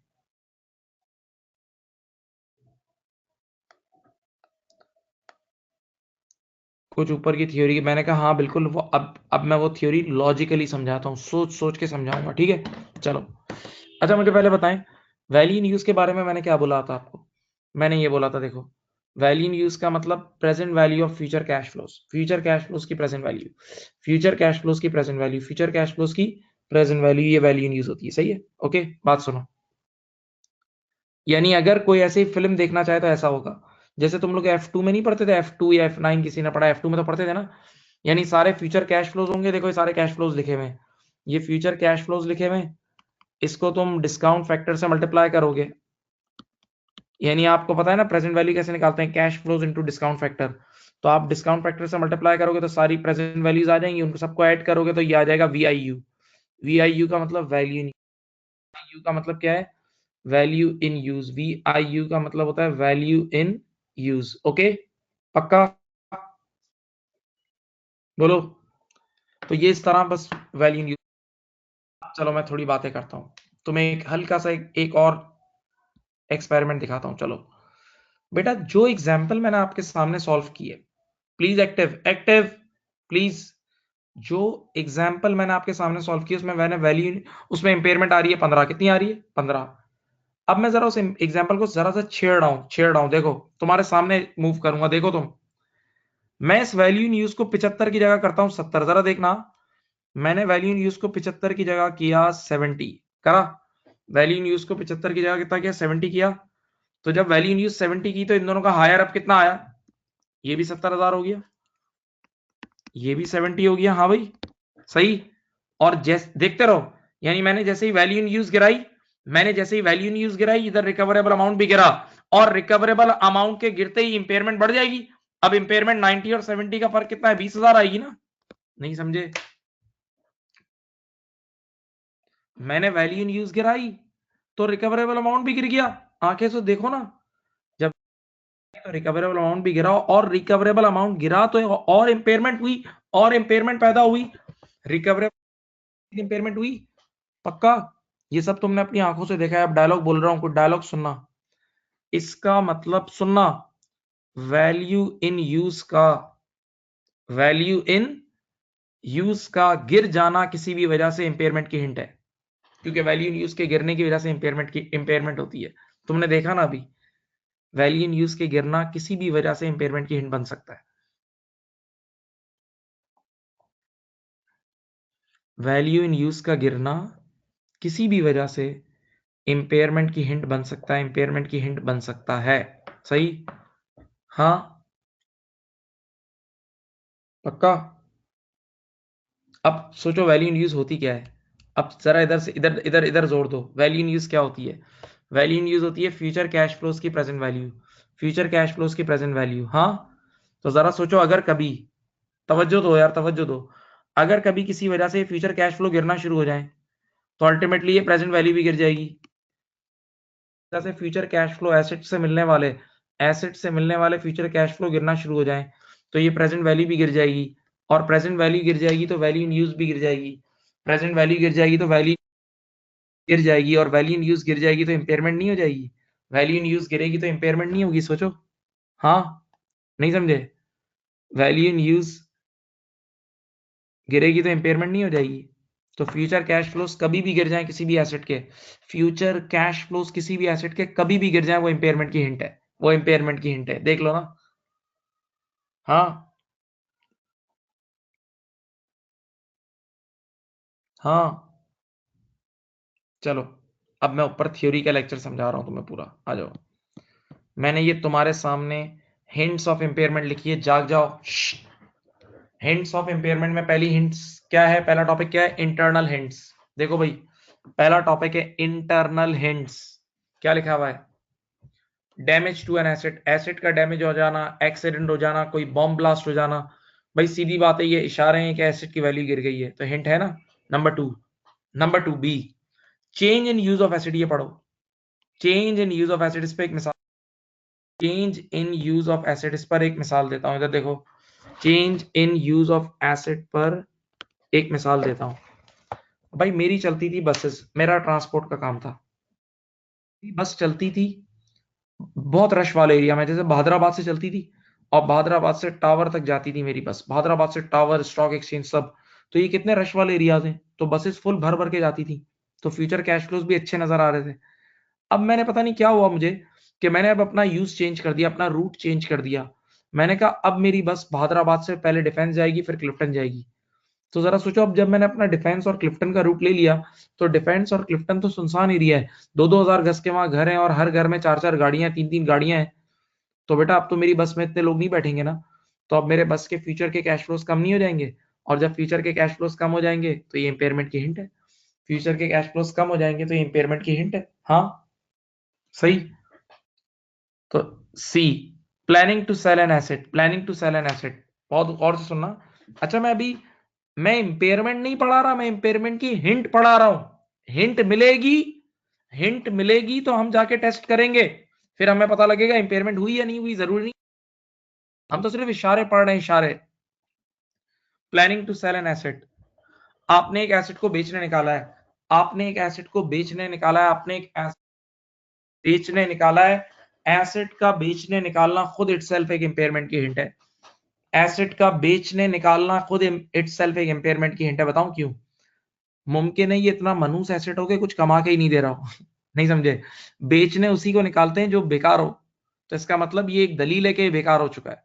और बेकार हो जाना इंपेयरमेंट की हिंट है, बेकार हो जाना इंपेयरमेंट की हिंट है। मैं ये नहीं कह रहा इंपेयरमेंट है, मैं कह रहा हूं इंपेयरमेंट की हिंट है। हिंट तो आप चेक कर लेना। सही। अच्छा अब आ जाओ एक्सटर्नल हिंट्स पे आओ, एक्सटर्नल हिंट्स पे आओ। Changes in technology, changes in technology की मैंने आपको मिसाल ऑलरेडी दी हुई है कि मेरे पास आईफोन 7 था, अब मैंने एक्स ले लिया, नया फोन आया, सॉरी मेरे पास 7 था और अब नया फोन लॉन्च हुआ। तो नई टेक्नोलॉजी के आते ही पुराने की वैल्यू गिर जाती है, बिल्कुल सही है। ठीक है, तो इंपेयरमेंट की हिंट है। Number 2 B, changes in legal and economic environment, बिल्कुल सही है, बिल्कुल सही बात है कि कई बार लीगल लॉज वगैरह पास होने से, हमारे मुल्क में हुआ तो था अभी पिछले 2 रमजान पहले कि वो प्रॉपर्टी मार्केट पे एक लॉ पास नहीं हुआ था, प्रॉपर्टी मार्केट पे लॉ पास हुआ था ना कि आपको अब सारा व्हाइट मनी शो वैल्यूज और इतने टैक्सेस। उस लॉ पास होते ही प्रॉपर्टी मार्केट बिल्कुल सुन हो गई थी, प्रॉपर्टी मार्केट बिल्कुल सो गई थी फौरन, अगर आप लोगों को याद हो तो। और 20-20% प्रॉपर्टी मार्केट की वैल्यूज गिर गई थी। तो बेटा लीगल और इकोनॉमिक एनवायरनमेंट चेंज होने से भी इंपेयरमेंट होती है, बिल्कुल होती है, 101% होती है। ठीक। Then C, increase in interest rates, increase in interest rate, ये इल्मी बात है, इल्मी, तवज्जो रुकना। इंटरेस्ट रेट, तुम्हें इसके लिए F2 आना चाहिए, F2 आना चाहिए, या F9 पढ़ा हुआ है तो फिर तो PhD की भी है। बहरहाल F2 आना चाहिए, समझाता हूं। यहां देखो, ये देखो, ये एग्जांपल सुनो। आप देखो 10% जब इंटरेस्ट रेट होता है तो उसके डिस्काउंट फैक्टर ये होते हैं, बड़ा मशहूर डिस्काउंट फैक्टर्स लिखे हुए मैंने। जब इंटरेस्ट रेट 10% होता है तो डिस्काउंट फैक्टर, ये होते हैं 0.909, 0.826, ये सब होते हैं। सही है। अब मैं क्या कर रहा हूं, मैं इंटरेस्ट रेट को बढ़ा रहा हूं। देखो अगर इंटरेस्ट रेट 10 की जगह 20% हो जाए, अगर इंटरेस्ट रेट 10 की जगह 20%, अगर इंटरेस्ट रेट 10 की जगह 20% हो जाए तो डिस्काउंट फैक्टर फिर गिर जाएगा। इंटरेस्ट रेट बढ़ता है तो डिस्काउंट फैक्टर, कभी देख लेना करके भी। तो ये अब हो जाएगा 0.8, ये हो जाएगा 0.7, ये हो जाएगा 0.6। तो सोचो भाई, इंटरेस्ट रेट बढ़ा तो डिस्काउंट फैक्टर गिरा, और जब डिस्काउंट फैक्टर गिरेगा तो मल्टीप्लाई होकर ये प्रेजेंट वैल्यू भी तो गिरेगी। नहीं समझे? इंटरेस्ट रेट बढ़ गया तो डिस्काउंट फैक्टर छोटा छोटा हो जाता है, इंटरेस्ट रेट के बढ़ते ही, आपको पता है इतना। तो जब डिस्काउंट फैक्टर छोटा छोटा होगा तो मल्टीप्लाई होकर प्रेजेंट वैल्यू भी गिरेगी, और प्रेजेंट वैल्यू गिरेगी तो वैल्यू इन यूज भी गिरेगी, और वैल्यू इन यूज का गिरना इंपेयरमेंट की हिंट है, अभी तो पढ़ाया था। वैल्यू इन यूज का गिरना इंपेयरमेंट की हिंट है। वैल्यू इन यूज का गिरना क्या है? इंपेयरमेंट की हिंट है। हाँ सही।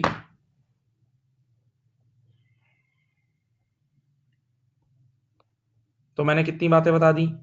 चेंजेस इन टेक्नोलॉजी बता दी, changes in legal and economic environment बता दिया, इंक्रीज इन इंटरेस्ट रेट। अब जरा मैं एडवांस बात करूंगा, थोड़ा सा हिम्मत चाहिए प्लीज। बहरहाल थ्योरी है, थोड़ी डिस्कस तो करनी है। Carrying value of net assets, net assets का मतलब इक्विटी, नेट एसेट्स का मतलब is greater than market capitalisation. ये एक बिल्कुल नया वर्ड होगा आप लोग के लिए, जिस बच्चे ने F9 नहीं पढ़ा हुआ उसके लिए टोटली नया वर्ड होगा, बिल्कुल ओपन बता रहा हूं। जिसने F9 पढ़ा है उसके लिए कुछ भी नहीं है। Carrying value of net asset is greater than market capitalisation, पहले नाम पढ़ लिया। अब मैं ये एग्जांपल तुम्हें अलग से समझाता हूं, एक मिसाल देके सुनो। चलो मिसाल सुनो, यहां देखो, ये एग्जांपल आपको समझाता हूं। इधर देखो, इधर देखो, इधर देखो।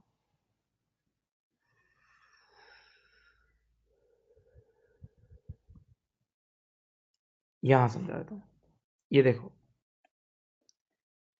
ये एक बैलेंस शीट है, सब बच्चे देखें। ये एक एसओएफपी है एक कंपनी की, ठीक है। ये एसेट साइड है, एसेट है 1 लाख रुपए के। देखो एसेट कितने के? 1 लाख के। इज इक्वल टू इक्विटी, याद है इक्विटी प्लस लाइबिलिटी ऐसे ही होती है ना बैलेंस शीट। तो इक्विटी कितनी है?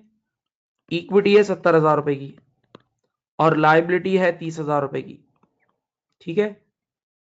शीट बैलेंस हो गई। मेरे प्यारे बच्चों, मैंने एक छोटी सी बैलेंस शीट बनाई, प्लीज थोड़ी अटेंशन रखें। एसेट 1 लाख रुपए के, इक्विटी यानी ओनर का जो वेल्थ है वो 70,000 है, और लाइबिलिटी 30,000 है। अब ये जो जिस कंपनी की ये बैलेंस शीट है ना, सुनो, जिस कंपनी की ये बैलेंस शीट है उस कंपनी ने आज तक उस कंपनी ने जो शेयर इशू किए हैं वो 10,000 इशू किए हैं। नंबर ऑफ शेयर्स इशूड हैं 10,000,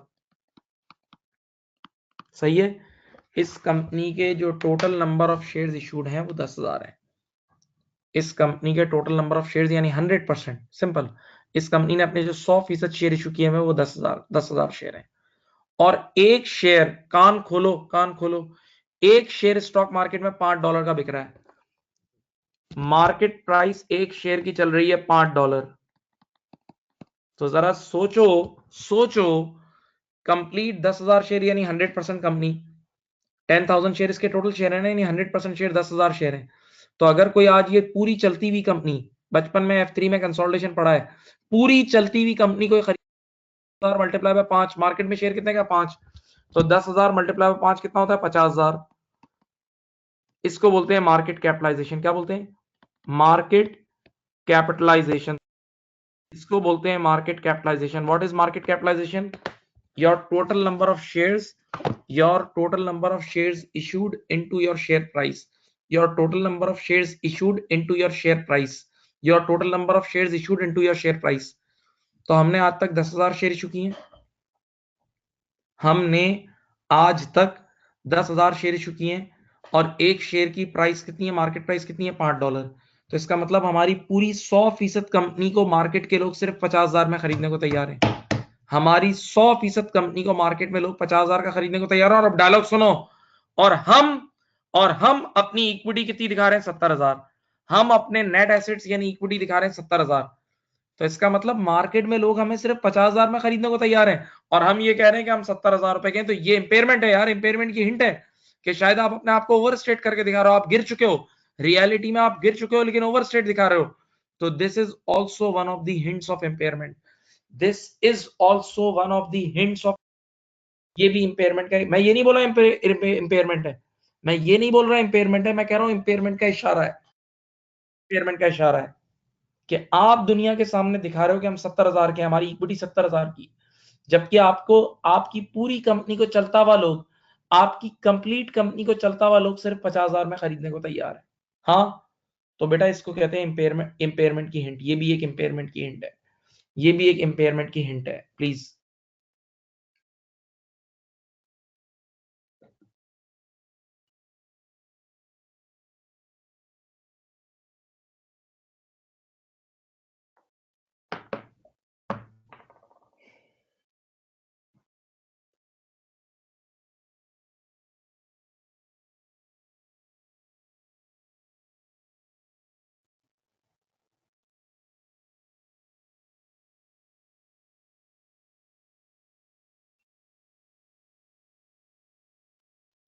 सही।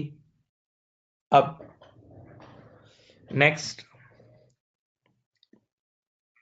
नेक्स्ट, तो ये सारी इंपेयरमेंट की हिंट्स हैं। अब मैं अपने डायलॉग को एक बार रिकॉल करता हूं ताकि तुम्हारे जहन में सब वापस आए। तुम सोचो मैंने क्या क्या बातें की। मैंने कहा कि कोई भी इदारा इंपेयरमेंट डायरेक्ट नहीं बुक करता। पहले इशारा मिलता है, सबब नजर आता है।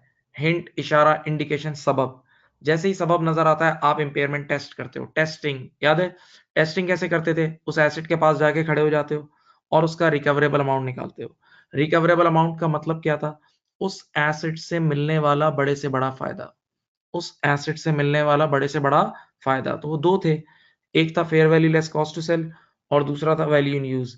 एक था fair value less cost to sell, दूसरा वैल्यू इन यूज। इन दोनों में से जो हायर होगा वो रिकवरेबल अमाउंट होगा। ठीक है।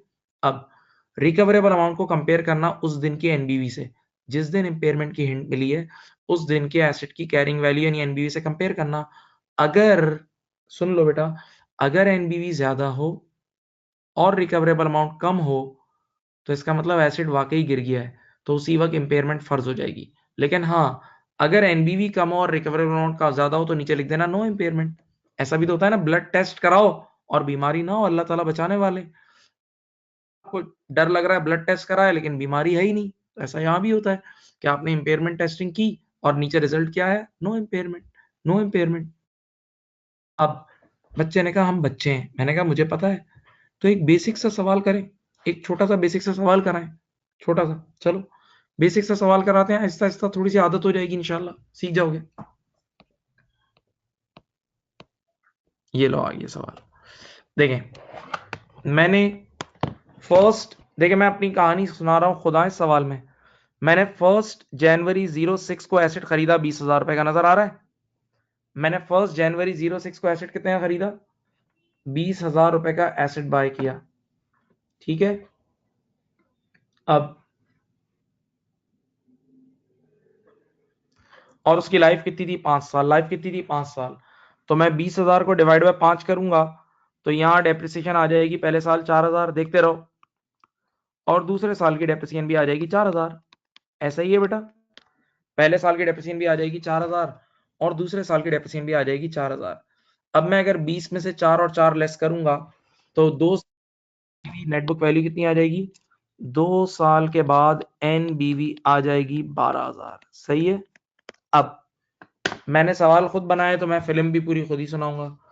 अब ये ईयर 2 के एंड पर मुझे दिसंबर 2007 के एंड पे मुझे इंपेयरमेंट की हिंट मिली।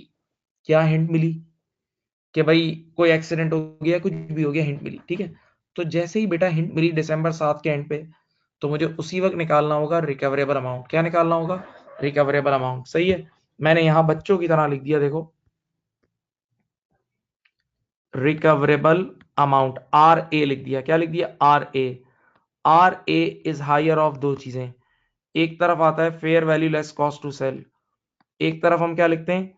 फेयर वैल्यू, यूं लिखते हैं माइनस सीटीएस। सही है ना, एक ही बात है। पूरा नाम नहीं लिख रहा मैं यूं लिख रहा हूं fair value less cost to sell. देखो सवाल में तैयार गिवन है कितनी? 10,000। Fair value less cost to sell 10,000 given है। Fair value less cost to sell कितनी गिवन है? 10,000। और दूसरी तरफ मैं लिख रहा हूं, इधर देखें, वैल्यू इन यूज। दूसरी तरफ मैं क्या लिख रहा हूं? Value in use. Okay. Value in use क्या होता है? उस एसेट से मिल, आराम से सुने, उस एसेट से मिलने वाले फ्यूचर कैश फ्लोज की प्रेजेंट वैल्यू। उस एसेट से मिलने वाले फ्यूचर कैश फ्लोज की प्रेजेंट वैल्यू। तो देखें आपके सामने फ्यूचर कैश फ्लोज नजर आ रहे हैं। देखो एसेट की लाइफ थी 5 साल। एसेट की लाइफ कितनी थी? 5 साल। और 2 साल गुजर चुके हैं। एसेट की लाइफ थी 5 साल और 2 साल गुजर चुके हैं, तो अब 3 साल और रह गए होंगे ना। अब 3 साल और रह गए होंगे। देखें उन 3 सालों के कैश फ्लोज आपके सामने हैं।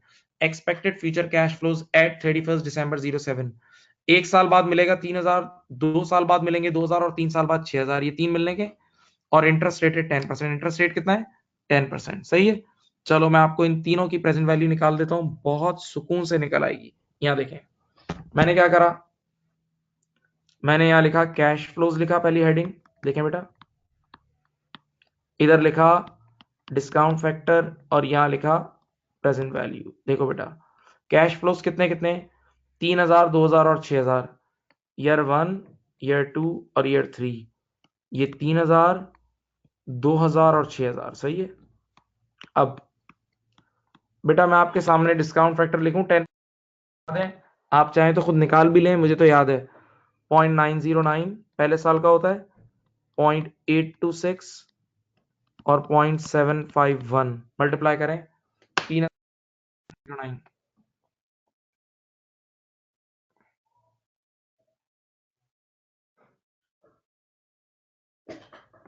2727,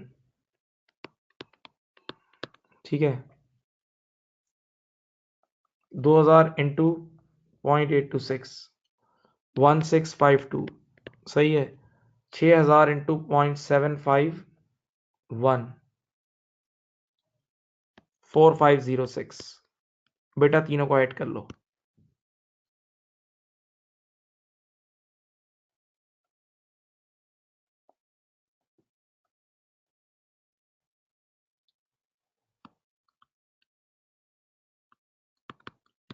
ट्रिपल एट फाइव, ये आ गई तुम्हारी वैल्यू इन यूज। देखो फ्यूचर कैश फ्लोज की प्रेजेंट वैल्यू कितनी आई, 888, फ्यूचर कैश फ्लोज की जनाबे वाला प्रेजेंट वैल्यू आई है 888। देख लो भैया आपके सामने सॉल्व हुआ है, मैं रुक रहा हूँ, एक खामोशी कर रहा हूँ, 1-2 मिनट की मैं खामोशी कर रहा हूँ।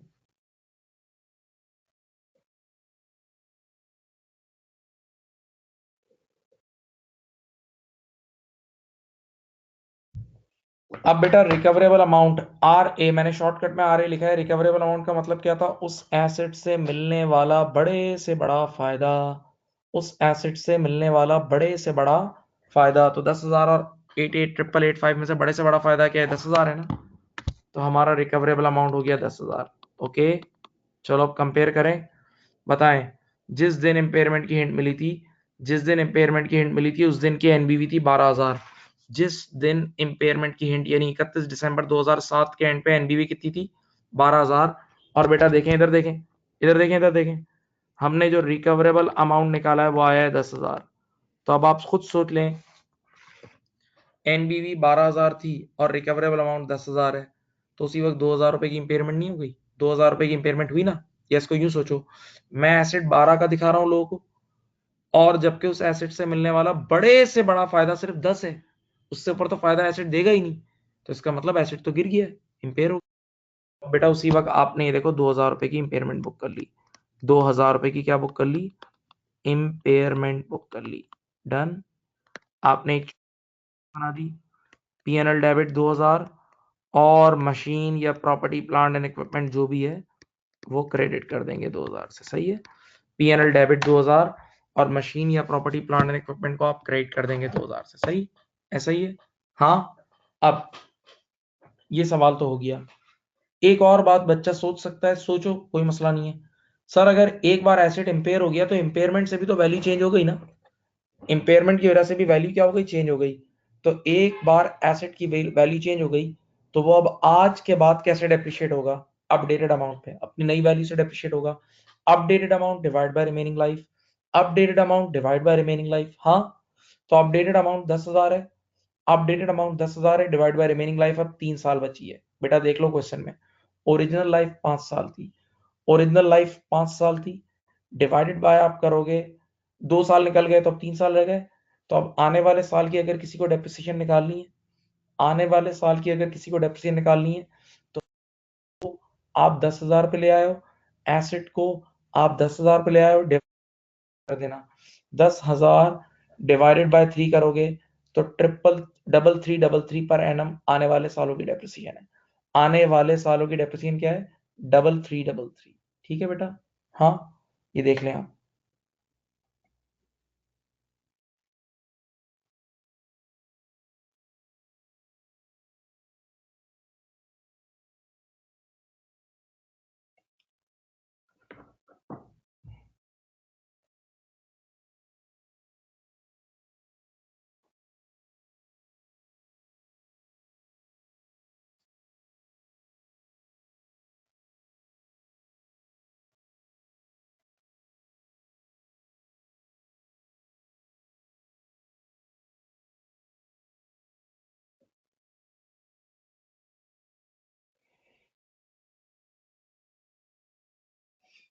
अब जरा मुझे ये बता दें, अगर ये जो मैंने अभी नया स्टैंडर्ड शुरू किया दैट इज IS 36, यहाँ तक की बातें करें प्लीज, सब करें मैसेज। यहाँ तक की बातें समझ गए तो प्यारे बच्चों मैसेज करो प्लीज, थैंक यू।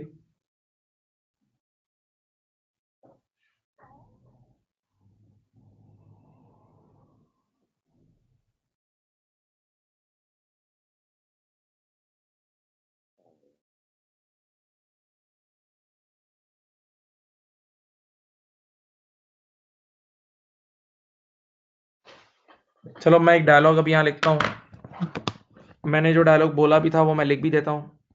Whenever, क्या लिखवा था? Whenever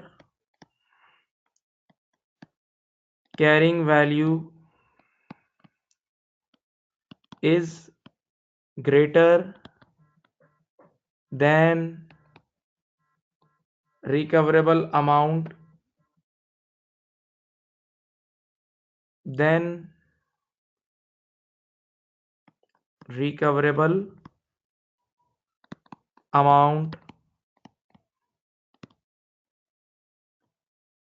impairment is must, impairment is must। ठीक है, याद रखना, जब कभी भी कैरिंग, ये रूल है, ये उसूल है, याद रखना। whenever carrying value is greater than impairment is must, whenever carrying value is greater than recoverable amount impairment is must। ठीक है, तो हमने अभी तक क्या क्या बातें की हैं मैं सुना। हमने आज पढ़ा डेप्रिसिएशन और इम्पेयरमेंट में फर्क पड़ा, फिर हमने ये पढ़ा कि डायरेक्ट कोई भी इदारा इम्पेयरमेंट नहीं करता, पहले इम्पेयरमेंट की हिंट मिलती है, इशारा मिलता है, सबब, इंडिकेशन, फिर हम इम्पेयरमेंट की टेस्टिंग करते हैं और टेस्ट के बाद पता लगता है कि हमें शुगर है या नहीं। याद है ना, मैंने तुम्हें बीमारी का सही, ठीक है। इम्पेयरमेंट टेस्टिंग कैसे होती है? रिकवरेबल अमाउंट निकाल के करते हैं। रिकवरेबल अमाउंट, रिकवरेबल अमाउंट का क्या मतलब है देसी जबान में? उस एसेट से मिलने वाला बड़े से बड़ा फायदा, उस एसेट से मिलने वाला बड़े से बड़ा फायदा रिकवरेबल अमाउंट होता है। सही है, ओके, राइट, ठीक है जी, यही था। फिर अगर रिकवरेबल अमाउंट कम है, ज्यादा है, सॉरी रिकवरेबल अमाउंट कम है और एनबीवी ज्यादा है, तो आप इम्पेयरमेंट लाजमी बुक करते हो। फिर मैंने इंटरनल और एक्सटर्नल हिंट्स आपको समझाई, ये थी, देखें, इंटरनल और एक्सटर्नल हिंट ये सारी आपके साथ डिस्कस की है अभी, ये देखें, ठीक है, ओके। अच्छा, मैंने कल जो आप लोगों को स्लाइड्स भेजी थी ना, वो कटी हुई आई थी, मुझे पता है। अब मैं पिक्चर पे लिख रहा हूँ, आज की क्लास में मैं लिख रहा हूँ एक पिक्चर पे। अभी मैं आपको स्लाइड्स भेजता हूँ, इंशाल्लाह वो सही होंगी। 36 की स्लाइड आई एम श्योर आपको। और अब मैं इसी तरह, जिस तरह मैं पास में भी पिक्चर्स पे लिखता था, एक पिक्चर पे लिखूंगा ना, तो वो स्लाइड आपको मिल जाएगी, वरना ये काट काट के भेज देता है आपको, ठीक है। अच्छा चलें, आज के लिए फिर इतना ही रखते हैं। इंशाल्लाह कल हमारी क्लास है 7:30। आज जरा 5-10 मिनट इंटरनेट का इशू हो गया था, पता नहीं कुछ पीसी चेक रीलोड हो रहा था। तो बहरहाल इंशाल्लाह अब हमारी कल मुलाकात होगी, कल मिलते हैं। अपना ख्याल रखिएगा, अल्लाह हाफिज।